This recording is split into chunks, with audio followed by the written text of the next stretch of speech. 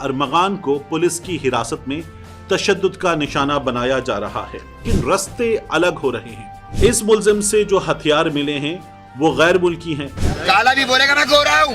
शराज जो बाद में गिरफ्तार हो रहा है वो जेसी दे रही है, जो पहले गिरफ्तार है उसको और रिमांड दे रहे हो। तो अल्लाह से डरो सारे। मुस्तफा आमिर केस में जब हमें लगता है कि अब ड्रैग हो रहा है, तफ्तीशी हुक्काम के पास अदालत को बताने के लिए कुछ नया नहीं है, शायद वो काम नहीं कर रहे। जो खबरें मीडिया से आ रही हैं वो खबरें अब यकसानियत का शिकार हो रही हैं, चीजें आगे बढ़ती हुई नहीं लग रही। तो उसी लम्हे कुछ ऐसा होता है कि एक बार फिर हमारे सामने कोई इंकिशाफ आता है, कोई नई खबर आती है, और अगर इनमें से कुछ ना हो तो उस रोज अरमगान के वालिद कामरान कुरैशी कुछ ऐसा कर देते हैं कि वो हेडलाइन में आ जाते हैं। क्या किया है कामरान कुरैशी ने, इसकी बात मैं जरा सा आगे जाकर करूंगा, लेकिन रास्ते अलग हो रहे हैं। शिराज जो ये कहता था कि माली मसाइल से दो चार था, काम नहीं चल रहा था, मुख्तलिफ काम किए थे, छोड़ के बैठ गया था, अरमगान वापस आया था, उससे राब्ता हुआ था, पैसे हाथ में आ गए थे, और अरमगान की जिंदगी में दाखिल होने के बाद अपनी गाड़ी को धक्का लगाकर चलाना शुरू कर दिया था। वो शिराज अब अरमगान से रास्ते बिल्कुल अलग कर रहा है।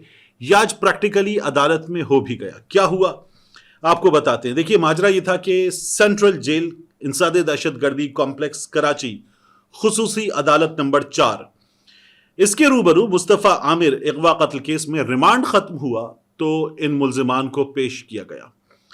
यहां पर आबिद जमान एडवोकेट, ये मुल्जिम अरमगान के वकील हैं, उन्होंने अदालत से कहा कि अदालत पूछे, पुलिस से, तफ्तीशी टीम से सवालात करे कि अब तक इन्होंने क्या किया है। आबिद जमान ने कहा पुलिस से तफ्तीशी रिपोर्ट तलब की जाए, पेशरफ्त रिपोर्ट तलब की जाए, मुकदमे का अबूरी चालान पेश करने की हिदायत की जाए। और आबिद जमान ने यह कहा कि अरमगान को पुलिस की हिरासत में तशद्दुद का निशाना बनाया जा रहा है। यह वो मौका था कि ताहिर रहमान एडवोकेट, उन्होंने मौक़िफ़ दिया कि मुल्जिम का जिस्मानी रिमांड अब नहीं देना चाहिए। अदालत ने तफ्तीशी अफसर से पूछा कि आपको अब रिमांड की जरूरत क्यों है। यह केस ऐसा है कि जिसमें तफ्तीशी अफसर के पास इस सवाल का जवाब देने के लिए कि आपको रिमांड की जरूरत क्यों है, बहुत कुछ है अदालत को जवाब देने के लिए। पुलिस पे हमला किया है, मुनशियात का मामला है, बैन अक़वामी फ्रॉड का मामला है, मालियाती फ्रॉड का मामला है, ड्रग्स का मामला है, अगवा का मामला है, कत्ल का मामला है, कत्ल के कई पहलू हैं, लड़कियों का मामला है। तो बहुत कुछ है इस सवाल का जवाब देने के लिए कि रिमांड मजीद क्यों चाहिए। तफ्तीशी अफसर ने बताया कि मुल्जिम से आले कत्ल बरामद करना है। मुल्जिम स्कर्दू, लाहौर, दीगर शहरों में रहा है। दौरान समात अरमगान ने कहा कि मैंने 15 दिन से कपड़े तब्दील नहीं किए हैं, मेरे कपड़े तब्दील कराने की हिदायत की जाए। ये हमने देखा है मुसलसल अरमगान को, वो एक ब्लू टी शर्ट में मौजूद होता है। तो इस मौके पर अरमगान ने अदालत को यह भी बताया कि मेरे साथ सुलूक बहुत बुरा हो रहा है। वो कहता है मुझे कोई चीज़ नहीं दी जाती, मुझसे ज़बरदस्ती दस्तखत कराए जाते हैं।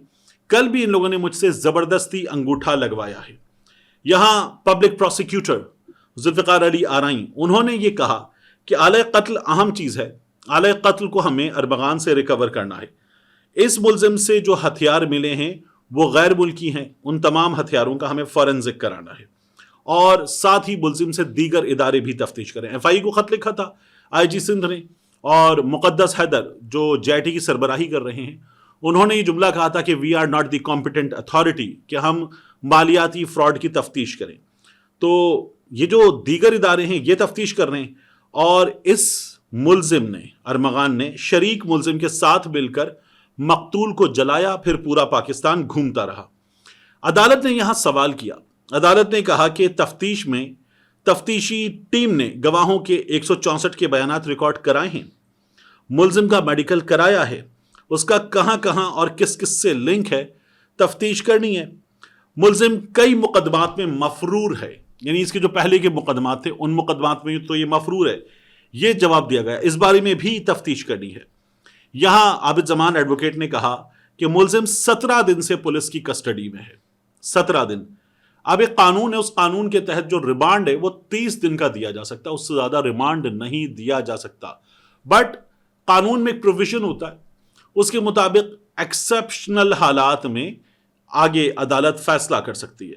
تو یہ کہا گیا کہ مزید ریمانڈ نہ دیا جائے. قتل کے علاوہ نہ الزام ہے نہ کوئی ثبوت ہے, یہ صرف ملزم پر تشدد کریں گے. عابد زمان ایڈوکیٹ نے کہا کہ ارمغان کو ماریں گے پیٹیں گے, اور انہوں نے کہا کہ قانون کے مطابق کتنا ریمانڈ دیا جا سکتا ہے. ریمانڈ ہو سکتا ہے زیادہ سے زیادہ 30 دن کا, یہ عابد زمان ایڈوکیٹ نے وہاں پر کہا. عدالت نے اس موقع پر مصطفیٰ عامر اغوا اور قتل کیس میں ارمغان کا جو جسمانی ریمانڈ ہے اس میں 10 مارچ تک کی توسیع کر دی. تو عابد زمان ایڈوکیٹ صاحب کی یہ جو درخواست تھی یہ ہو گئی وہاں پر مسترد. ارمغان سے پہلے پولیس نے پیش کیا شیراز کو. شیراز نے کیا کیا تھا؟ شیراز نے یہ کیا تھا کہ اس نے میجسٹریٹ کے روبرو کہا کہ مجھے شریک ملزم بنایا جا رہا ہے, یعنی جو قتل ہے میرا اس میں حصہ ہے, جو تشدد ہے اس میں میرا حصہ ہے, جو لڑائی ہے اس میں میرا حصہ ہے. اس نے کہا میں شریک ملزم نہیں ہوں, میں گواہ ہوں. تو گواہ 3 ہو گئے, غلام مصطفیٰ گواہ, زہیب گواہ, اور شیراز کہتا ہے میں بھی گواہ ہوں. تو شیراز جو ہے وہ یہ بتاتا ہے, اور پولیس مجھے زبردستی ملزم بنا رہی ہے, یہ شیراز نے کہا ہے. اور شیراز نے کہا کہ مجھے قتل کی دھمکیاں بھی دی گئی ہیں. عدالت نے ریمارکس کیا دیے کہ 164 کا بیان ہو گیا ہے, اس کے بعد تو ملزم شیراز کو اب ہونا چاہیے جیل کسٹڈی میں, اور ملزمان کا آج تک کا جسمانی ریمانڈ تھا اس لیے جیل کسٹڈی نہیں کیا گیا تھا. اور یہ بتایا گیا کہ ملزم نے اعترافی بیان جوڈیشل میجسٹریٹ کے سامنے نہیں دیا ہے. ملزم کو آج انسداد دہشت گردی کی خصوصی عدالت میں جب پیش کیا گیا تو اس کو اب مزید ریمانڈ کے بجائے کر دیا گیا ہے جیل کسٹڈی.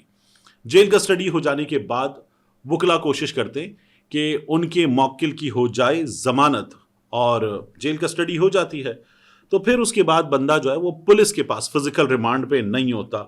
بعض کیسز میں یہ پہلے سے بہتر سچویشن ہوتی, بعض میں نہیں ہوتی, ڈیپینڈ کرتا ہے کہ حالات کیا ہیں. اب یہاں ارمغان سے اپنے آپ کو مکمل طور پر الگ کر رہا ہے شیراز, تو ارمغان جو ہے وہ مزید پھنس رہا ہے. شیراز جب الگ کرے گا تو وہ پھر یہ کہے گا نا جب میں گواہ ہوں, تو وہ شیراز کے کرتوت اور کھول کر سامنے رکھے گا. ابھی اس نے تفتیشی ٹیم کو بتائے ہیں, پھر وہ عدالت میں بتائے گا. تو یہ میں نے پہلے بھی آپ سے کہا تھا ارمغان کے لیے اس کیس میں ایک بری خبر ہے.